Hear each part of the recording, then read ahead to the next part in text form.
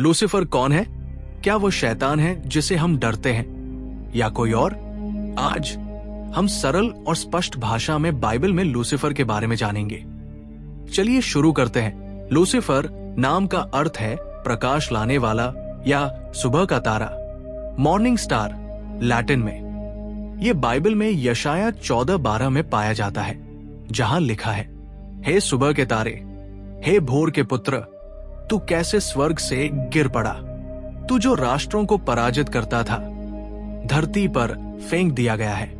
ये पद किसी का वर्णन करता है, लेकिन किसका? कुछ लोग मानते हैं कि ये शैतान के बारे में है, लेकिन आइए इसे और ध्यान से देखें। सुबह का तारा शब्द मूल रूप से सम्मान का एक शीर्षक था। यह चमक, महिमा और महत्व का प्रतीक था। लेकिन इस संदर्भ में यह किसी ऐसे व्यक्ति को संदर्भित करता है जो ऊंचे पद से गिर गया। शैतान की बगावत और इस दुनिया में उसकी भूमिका। शैतान की बगावत सिर्फ शक्ति के बारे में नहीं थी, यह परमेश्वर के अधिकार की नकारात्मकता थी और अपना खुद का साम्राज्य बनाने का प्रयास था।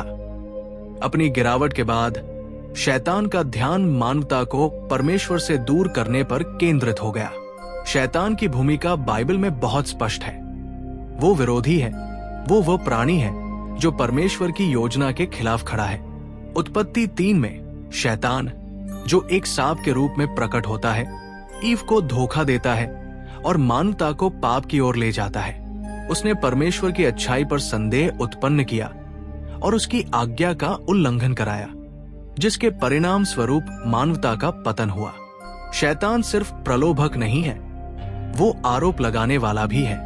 जब हम अय्यूब की किताब में शैतान को परमेश्वर के सामने अय्यूब के प्रति आरोप लगाते हुए देखते हैं, अय्यूब 1:9-11, तो हम पाते हैं कि शैतान का काम केवल ईश्वर के लोगों को चुनौती देना और उनके विश्वास को कमजोर करना है। शैतान की चालें और धोखा।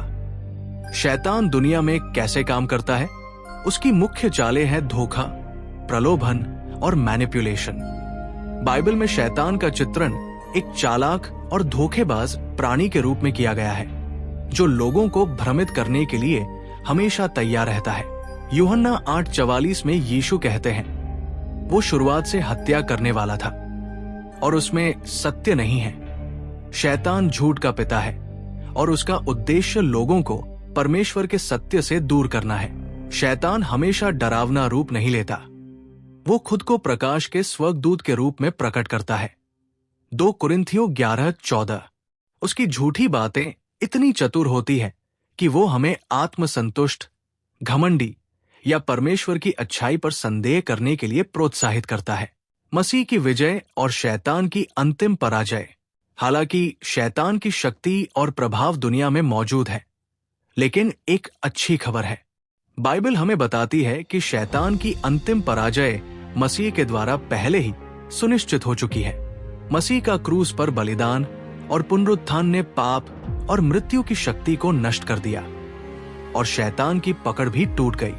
कुलुस्सियों 2:15 में लिखा है, उसने प्रधानताओं और अधिकारियों को पराजित किया, उन्हें सार्वजनिक रूप से अपमानित किया और क्रूस के द्वारा उन पर विजय प्राप्त की। मसीह की विजय सिर्फ पाप और मृत्यु पर नहीं थी, बल्कि शैतान की शक्ति पर भी थी। शैतान की शक्ति क्रूस पर तोड़ दी गई। वो आज भी दुनिया में काम कर रहा हो सकता है, लेकिन उसकी पराजय निश्चित है। प्रकाशित वाक्य 20:10 बताता है कि शैतान को एक दिन आग की झील में डाल दिया जाएगा, जहां वो हमेशा के लिए पीड़ा भुगतेगा। उसकी बगावत, उसका प्रभाव और उसके झूठ अंततः कुछ भी नहीं रहेंगे। शैतान के प्रभाव से कैसे बचें?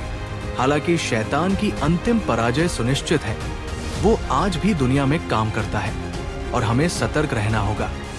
लेकिन बाइबल हमें शैतान के खिलाफ खड़े होने के लिए मार्गदर्शन देती है। याकूब 4:7 कहता है, सो परमेश्वर के पास समर्पण करो और शैतान का विरोध करो तो वो तुमसे भाग जाएगा। शैतान के खिलाफ हमारी प्रतिरोध की शुरुआत परमेश्वर के प्रति समर्पण से होती है।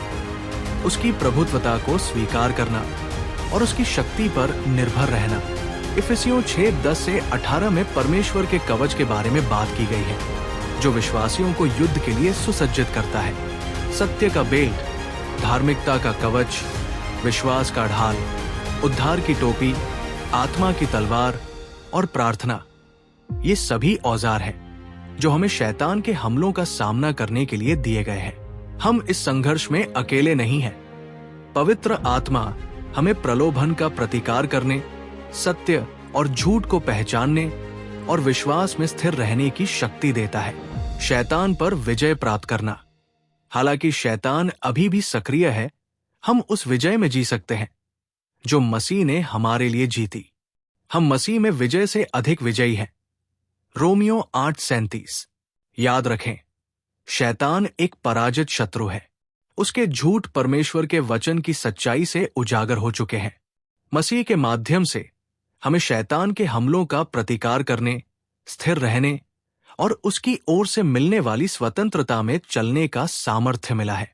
आइए हम सत्य में चलें, प्रलोभन का विरोध करें और परमेश्वर की शक्ति में खड़े रहें, क्योंकि शैतान हमें धोखा देने की कोशिश कर सकता है, लेकिन मसीह में हमें विजय प्राप्त है।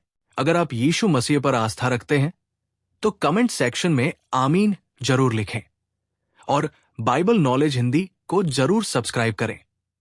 प्रभु की स्तुति हो। आमीन।